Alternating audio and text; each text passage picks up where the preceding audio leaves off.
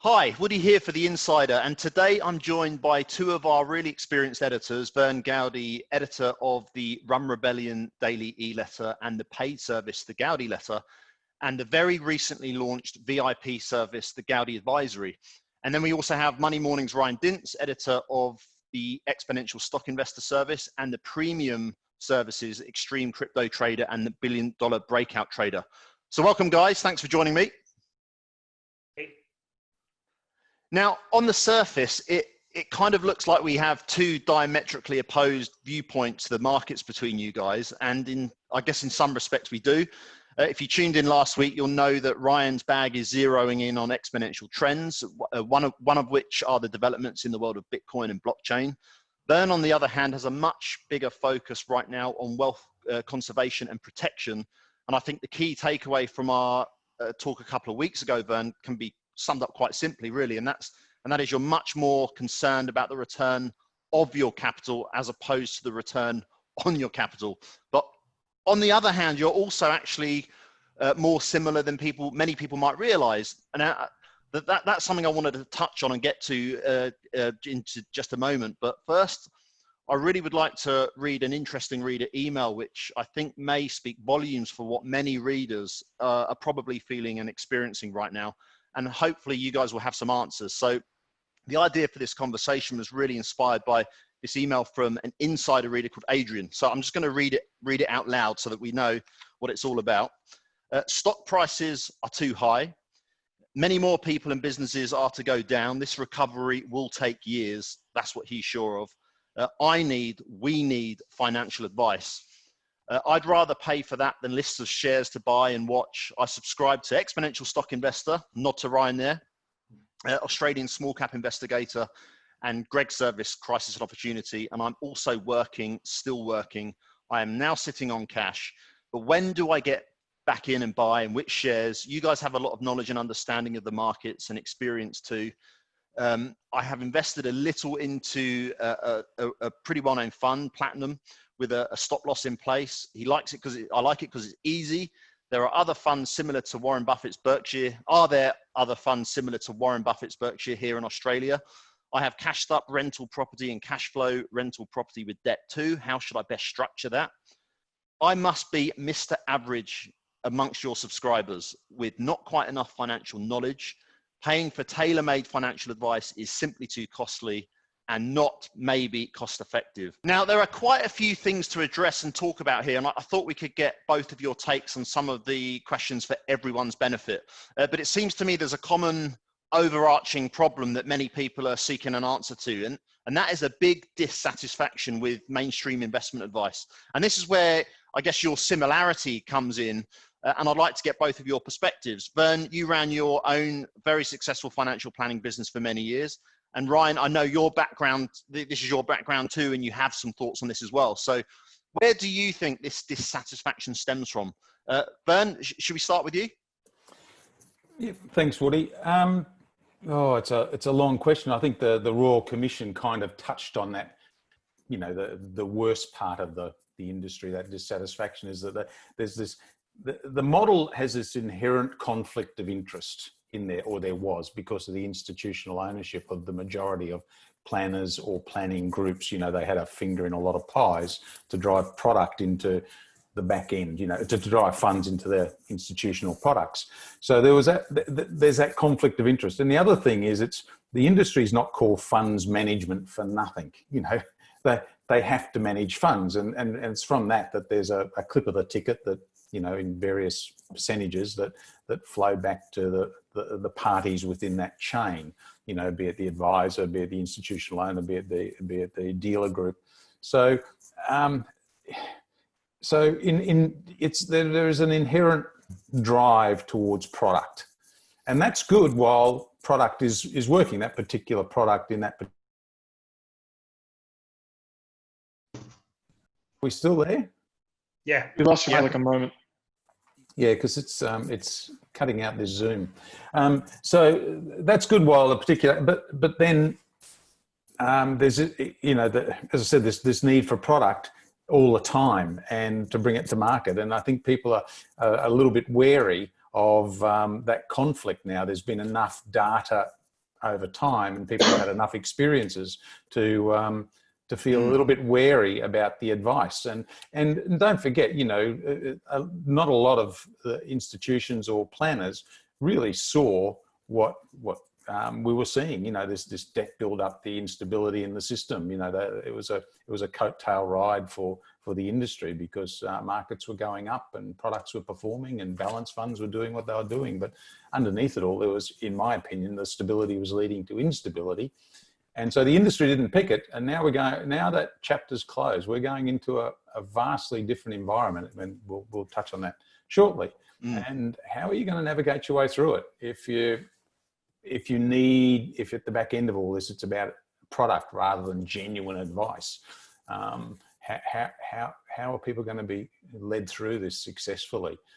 It's going to be a real challenge for the industry, and for, I see, the clients of those planners who are using that traditional balance type approach. It's not going to work in the environment we're going into, in my opinion.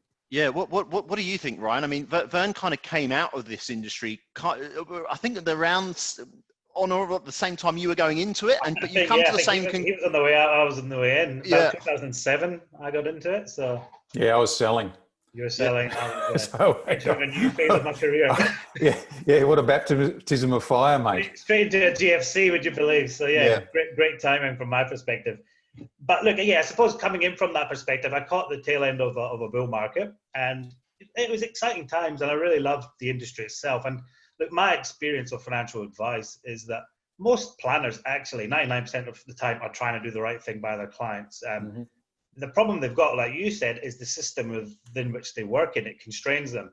And for a long time, like you said, that was product. It was, at the end of each piece of advice was a product, and that was the way the system was set up.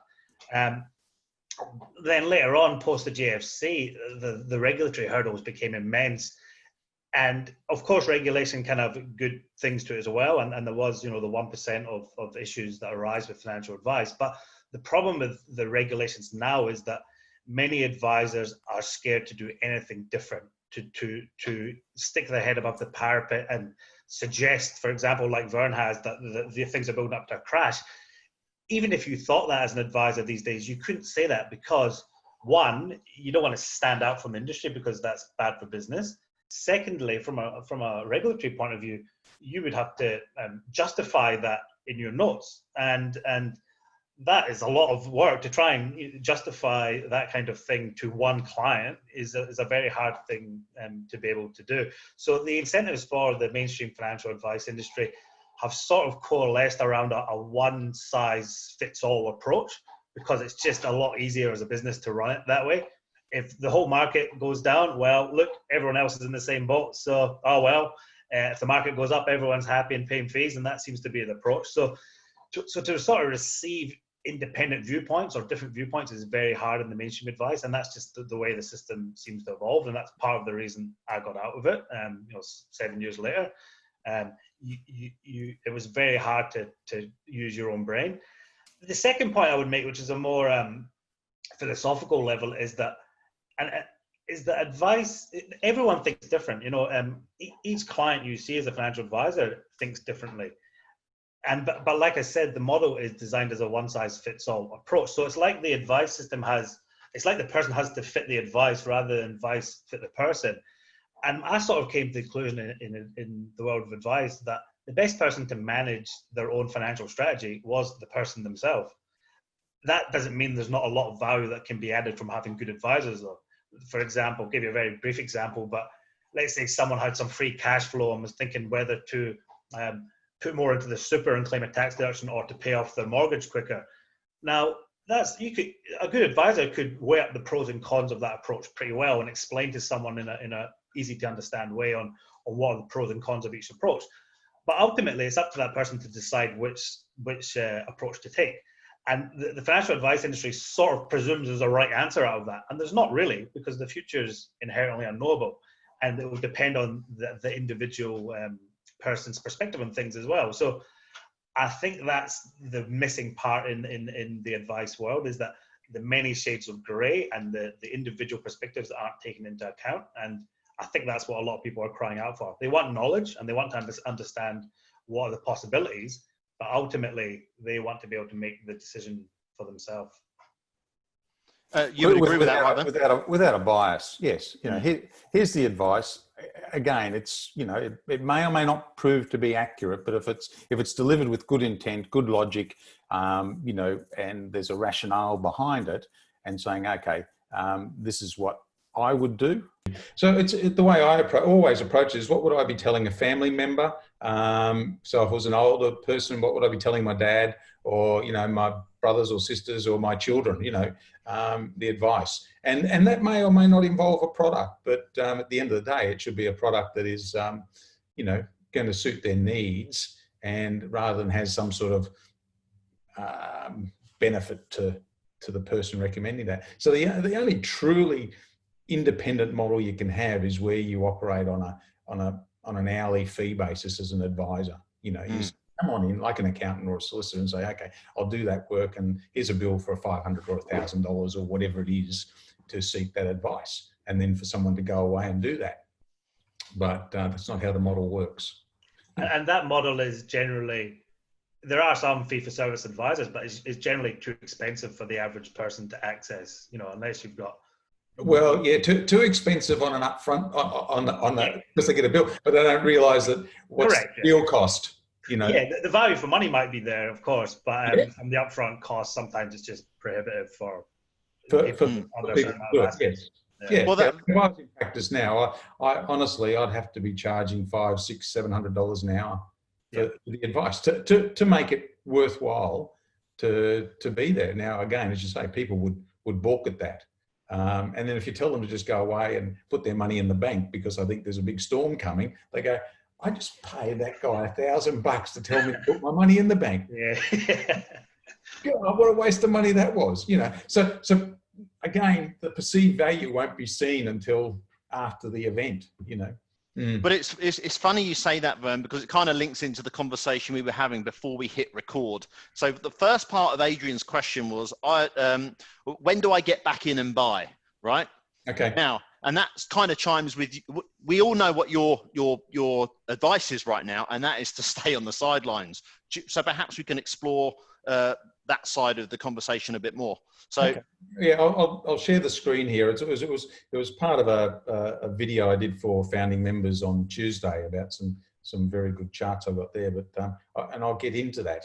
But having said that, when you go in and buy, that's going to be an unknown. You've just got to, you know, work your way through it. But I'll just say why I think there's more headwinds coming rather than tailwinds, and I'll go into that in a minute. But I have recommended in the Gowdie letter that people look at shorting this market via. So I'll just share this screen. I'll just show. So this might go some ways to answering Adrian's question, because people are sort of chafing at the bit. You know, markets are back up. What should I do? Have I missed the boat? Well, I'll just go into this. I'll just share this screen. This is a chart I got the other day, and again, bear with me with this. This blue line here, and I'll just get my little. This blue line is the M2 money supply in the US. So you can see it follows up, and then it takes a big turn north there with the creation of more money from the Fed. The black line is actually the S&P 500, and the red line is actually the correlation. It's the R2. It's the correlation between money supply and the S&P 500, the advancement of the S&P 500. So it's 0.95, which one is perfect. So 0.95 is very, very tightly correlated. But you can see here there's a divergence. Money supply has gone up now, but the S&P's gone down. And in theory, if that correlation was to hold true, the S&P should be heading towards something like 4,000 points, whereas currently it's about 2,800 points. There's been this divergence come through. And so what people are expecting is the money supply, this relationship will continue, and we will see the S&P follow up the money supply. However, we've seen this movie before, and it was in Japan in the 1980s. Again, a very similar chart, money supply, the Bank of Japan increasing the money supply, the TOPIX, which is the Tokyo Stock Exchange, stock index, I should say. Again, very closely correlated with the money supply. And there was, in that time, there was a 0.96 correlation. So again, a very, very tight correlation. But then came the moment when that sort of bubble burst, and money supply kept going. But the topics, the share market, the Japanese share market went into a fall and went into a funk for the best part of 20 years. It lost about 80-something% over the next 20 years. And the reason why is you can have this money creation phenomena going for some time and driving up. But at the end of the day, it all comes back to earnings. You know, you can't get away from the fact that companies are valued on a multiple of earnings, and those earnings are driven by consumers. And so if we have a look at this next, okay, so this chart is actually, you know, these are the consumers. So if we look back here, employment, that's the dip in unemployment or the unemployed during the 08-09 recession, you know, the GFC. That was the downturn. Then the percentage of new jobs ticked along. This is the current downturn compared to what happened in 2008, 2009. Anyone who thinks we had, that was, Obama said, the greatest economic setback since the Depression. So that caused that. What do people think this is going to cause? And then to put that into perspective, this goes on and looks at all previous recessions in the US since post-war. And they're all color-coded here, the job losses and the time to recover those losses. This one here was the 07 or the 08 GFC, right? It took something like 18 months to get back. So what's that, 6-7 years to get back? Where do we go from here? How many years are we going to take to get those job losses back? They are not coming back anytime soon, and if ever. So there's your consumer, there's your future earnings is in that chart. There's going to be a contraction, and those earnings will fall, and that will then filter through into markets. You've got to wait for all that to happen. We're just at the start of this, and it's just not going to get cured overnight. There's going to be no V-shaped recovery. It's going to be a very down and a very, very, very long. It's going to be sort of like an L on its side.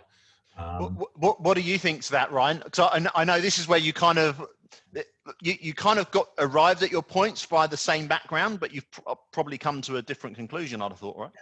Look, in a weird way, I don't disagree with anything that Vern says. I suppose, and this is the point about how everyone looks at things in an individual way, where Vern sees a crisis. I completely see that as well. From the macroeconomic side of things, things are looking pretty dire.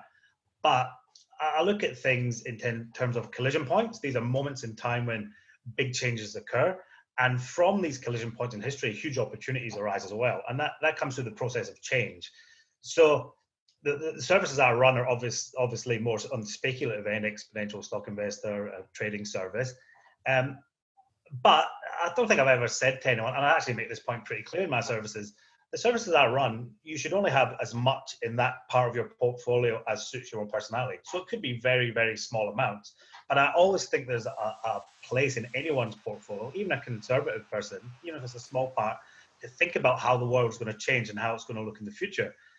And I think a lot of those changes are driven by technology. And right now, I'm seeing huge opportunities in certain sectors, but it's not the broad economy by any means. That there's parts of the economy will do disastrously, but there's parts like medtech, like biotech, like 5G infrastructure. There's huge opportunities. I mean, we're on a Zoom call right now via the company Zoom. Or trying to be on one. Trying to be on one, yeah. And look, they had 10 million daily average users in December. And I think I read a month ago, they now have 200 million daily active users. So what my process of thinking about markets maybe looks at the same data as Vern, but what I try and do is I try to think what emerges from the flux of the change. And obviously then I'm looking for the possibility of asymmetric returns. So I'm looking for things with huge upside with the realization that I could very well be wrong and they could go to zero. That's the risk I take in my services. And that's why I always have I try and tell people to make sure that whatever they're allocating to my services fits in with that understanding. So yeah, I don't see me and Vern as being opposed in any way. We look at the same data, we just then process it in a different way and look for. I couldn't agree more, Ryan. I have more of a macro view, you have a micro view. And again, out of this, and this is a paper I was just reading, a research paper from the University of Chicago's economic division today. It was just done a few days ago. And again, there's going to be change out of all this. And there's going to be some amazing change. Like whenever you go through this, like, you look at the disruption to the oil crisis in the 70s, that was a boon for companies like Toyota and Honda, the small car makers as opposed to the big car makers. So there's always going to be winners and losers out of this change, and you delve into that. I don't have the time, desire, or I just don't have the inclination to get. So I'm just a big picture sort of guy. So I just think, okay, if the index looks like value, I'll buy it. And I can go and play golf or go swimming or whatever I want to do without having to dig down into the minutiae of the market to find those little gems. And I love having access. Like one of the benefits of working here is you get access to that big picture thinking as well. So you can you don't ignore the big picture when you look at the micro. You try and fit the micro into the big picture as well. So, for example, with Exponential Stock Investor, I think we held off on issuing a recommendation in April just because we thought the market was due a pullback.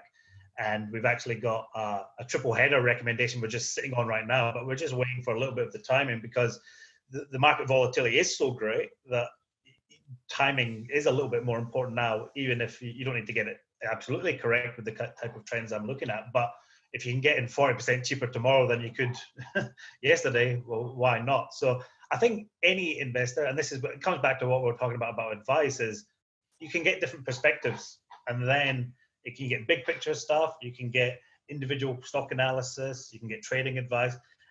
Your own financial strategy should try and piece all that together in a way that suits you personally. And I think that's how I think of advice evolving. I think we talked about this, Woody, recently, the concept of, maybe the advice in the future will be like you have a circle of advisors that you trust that you can tap into. Maybe that'll be one model. Maybe another model will be robo advice, where it's just all computer generated for someone that wants to have nothing to do with it at all. So maybe there'll be layers of advice that people can tap into. I think that's the way it's going to go, personally. Yeah, I think the traditional or the planning model that I grew up, I started with in the mid 80s, 86. That is, I could see that was going to die out. And I think if the level of disruption I think is coming, the economic dislocation is coming, and what that's going to do to performance, which is one of the key selling features of that model. I think a lot of them are just going to go sell too hard. Yeah. Commonwealth Bank have just sold their wealth management division, Colonial, to a US private equity firm, KKR. So it'll be interesting to see how the US, which is probably ahead in terms of using technology in financial advice, it'll be interesting to see how they come in and take the huge funds under management that Colonial First State has, and how they're going to design the advice model of the future. And my take, and I've been talking about this a lot in Exponential Stock Investor as part of the Great Bank Unbundling, is that I think the banks will get out of financial advice now. I think it's too risky for them. The regulatory risks too much. And now that the business model doesn't work, they can't do the product-led business model. Margins won't be there, mate. Yeah. So I think that's a trend that's happening as a consequence of all this as well. But I think that's being timed with, because I'm just seeing an awful lot of readers that are writing in, and there's a clear trend of, I alluded to it at the start, just complete dissatisfaction as well with what's happened, and people are seeking answers outside of the kind of mainstream form or bubble of advice, and where do they go? And I guess maybe that's the key. Ryan and I were discussing, and we always like to give a takeaway for these conversations. And so maybe we can steer towards the end of the call on that. Like, how do you develop a wealth creation strategy or plan for your financial future in such uncertain times, but not just in the market, but with where the mainstream planning industry is headed as well? Well, that's the reason why, it was because of that demand, or that dissatisfaction was coming there, and the level of inquiry I was getting from readers of the Gowdie letter and through Rum Rebellion was why we looked at the launch of the Gowdie advisory service, which is just takes things to another level. It's sort of a virtual advisory type approach, but we look at across a whole range of areas. It's just the wealth management, the asset protection, estate planning, family wealth, and I know Bill Bonner's going to be contributing in that area as well. So it's a broader range, because people have got a lot of questions to ask about, and to get some direction. And so that was the real genesis for launching that service. Just done, and it's going well. We're finding the rhythm with it, and we're getting together. And I've got a good group of advisors, people who I've trusted over the years, and reaching out to some of the institutions to tap into some of their research that I value. So it's just to give people an even greater insight into how I think they can manage their personal affairs and take that control, because it's about control, for me, because you put your money into some of these products and you have no idea what's inside them and where the time bombs are. So to me, it's about transparency is very critical, and having control of your own capital. Ryan, what about you? I'd agree 100% with what Vern said. Like a lot of the time we get fixated on the investment returns and what you invest in, but a proper wealth creation strategy or financial strategy is more than that. And I think that's the good thing about Vern's advisory. He touches on a lot more than the investments. He talks about, how can you invest, the products you can use. And the other thing that will come out of all this change as well is the government, they're already talking about making huge changes to tax rules and stuff like that. That's going to flow into superannuation, and that's going to flow into superannuation strategies. And people are still hungry for how that's going to work. Some people might be implementing a strategy now which might not make sense, in a few months if the government changes certain rules or certain tax rules. And having a place where they can get independent, unbiased advice on that is good. The thing that Vern was saying about the product is particularly interesting as well. We were just talking off camera before about how there's two different gold ETFs, and one gets a tax advantage and one doesn't. And how would you ever know that? Unless someone, because the people that sell products have generally got a vested interest, so they're not going to tell you. And then Vern's just uncovered the difference between certain gold ETFs, that one has a CGT benefit, a capital gains tax benefit, and one doesn't. And that over time, in this sort of low return environment, if you can eke out as many tax benefits and return as you can, that kind of stuff is gold. So I think the way to think about the financial advice process or the wealth creation process is it's a big picture thing. It involves strategy, it involves products, it involves asset allocation, and it involves psychology as well. There's a whole bunch of things that go into it, so it's a big thing. And the more good advice you can get, the better. But that's the key, isn't it? Trying to find people that you actually trust to give you that good advice is I'm a huge fan of self-managed super funds. I know they've lost a little bit of favour of the month type stuff of late, but I think they will come back, especially where we've looked at this potential gating or delay in switching between, say, balanced and other, where people are looking to get out. So you've lost that control again. Whereas with my self-managed super fund, I don't have to worry about it being gated. It's I know where those assets are. I can move them freely amongst there, and things like if you want to buy precious metals, you can do that in your self-managed super fund, or if you want to buy the Beta Shares Bear or BBOZ fund, or Bitcoin, Vern. Bitcoin, yes, if you want to. I haven't got one of those wallets in mine, but you just have that little bit more flexibility to do that and to manage the tax situation. It's I'm over 60, so it's all tax-free. It's it's just brilliant. The earnings and I agree with Ryan. There's probably going to be change coming there, and we've seen those limits put on the amount you can move into account-based pensions. But having that control, I think, is going to be hugely important. Now, not everyone wants that, but for those who do, it's important. There's a service that says, hey, I can, and I've got access to self-managed superannuation specialists who can come in, and we can interview them and talk about it, and people can ask them questions. And I think that's going to be hugely important, because a lot of people are scared off by it. They think, but it's not that hard if you want to take control, if you want to have personal management over your affairs. Yeah. No, I think that's a clear trend and a clear want for our readers as well. So anyway, I think that's a good place to end. Thanks for your your time, guys.